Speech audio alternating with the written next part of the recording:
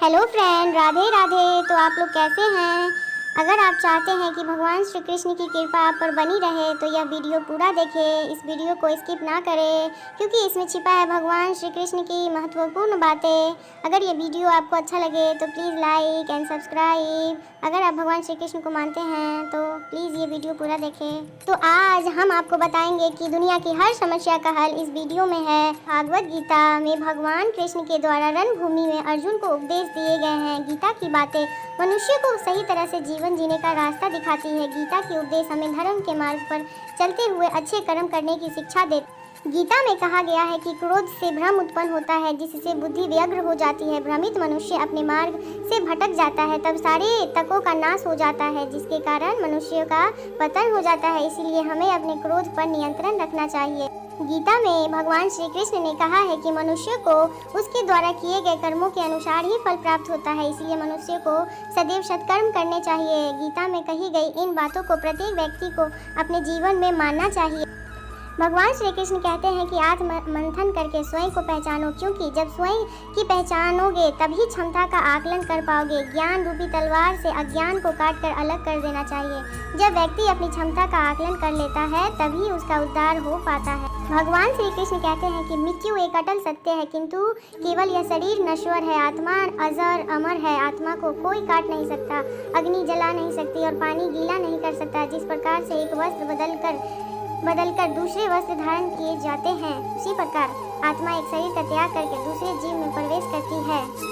गीता के अनुसार व्यक्ति को कभी भी अपने कर्मों पर संदेह नहीं करना चाहिए। ऐसा करने से व्यक्ति खुद का सर्वनाश कर बैठता है। इसलिए सफलता प्राप्त करना चाहते हैं तो जो भी कार्य करे उसे पूरे विश्वास के साथ, बिना किसी संदेह के साथ पूरा करे। गीता में श्री कृष्ण कहते हैं कि मनुष्य को किसी भी वस्तु के प्रति अत्यधिक लगाव नहीं रखना चाहिए।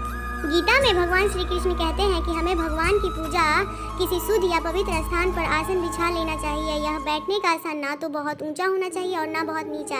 इस आसन पर बैठकर मन और इंद्रियों की क्रियाओं पर नियंत्रण करने का प्रयत्न करना चाहिए ताकि मन में एकाग्रता आ जाए। फिर अंतःकरण की शुद्धि के लिए ध्यान योग का अभ्यास करना चाहिए। भगवत गीता में भगवान कृष्ण कहते हैं कि व्यक्ति को अपने कर्तव्यों का पालन करना चाहिए, लेकिन फल पर उसका कोई नियंत्रण नहीं है, ना ही परिणामों पर किसी अधिकार का दावा करना चाहिए। हम जो करते हैं उसके बदले में हमें कुछ भी उम्मीद नहीं रखनी चाहिए। यह एक कठिन रवैया है, लेकिन इसकी खेती की जानी चाहिए। भगवत गीता में भगवान श्री कृष्ण कहते हैं कि जो मनुष्य सभी इच्छाओं व कामनाओं को त्याग कर ममता रहित और अहंकार रहित होकर अपने कर्तव्यों का पालन करता है, उसे ही शांति प्राप्त होती है। भगवत गीता में भगवान श्री कृष्ण कहते हैं कि हमें पवित्रता, शक्ति, अनुशासन, ईमानदारी, दया और अखंडता के साथ जीवन जीने के लिए प्रोत्साहित करती है। इस तरह हम अपने उद्देश्यों को पा सकते हैं और इसे पूरी तरह से जी सकते हैं। भगवत गीता में भगवान श्री कृष्ण कहते हैं कि जुआ, मदिरापान, पर स्त्री गमन, अनैतिक संबंध, हिंसा, असत्य, मद, आसक्ति और निर्दयता, इन सब में कलयुग का वास है। भगवान श्री कृष्ण भगवत गीता में भगवान श्री कृष्ण ने न केवल ज्ञान की बातें बताई है बल्कि जीवन जीने की कलाओं के बारे में भी बताया है। गीता के अनुसार नेत्र केवल हमें दृष्टि प्रदान करते हैं, परंतु हम कब किसमें क्या देखते हैं ये हमारी भावनाओं पर निर्भर करता है। श्री कृष्ण कहते हैं कि मनुष्य को स्वयं को ईश्वर में लीन कर देना चाहिए। ईश्वर के सिवाय मनुष्यों का कोई नहीं होता है। इसके साथ ही यह मानकर कर्म करना चाहिए कि वह भी किसी का नहीं। श्री कृष्ण ने जिसे अपना मान लिया उसका साथ जीवन भर दिया है। रिश्तों के लिए कृष्ण ने कई लड़ाइयाँ लड़ी और रिश्तों से ही कई लड़ाइयाँ जीती। उनका सीधा संदेश है, सांसारिक इंसान की सबसे बड़ी धरोहर रिश्ते ही है। अगर आप अपने जीवन में भगवान श्री कृष्ण की बातें अपनाते हैं जो उन्होंने भगवत गीता में बताया है तो आपका जीवन मंगलमय हो जाएगा। आपकी सभी बाधाएं नष्ट हो जाएगी, आपके सारे कष्ट नष्ट हो जाएंगे।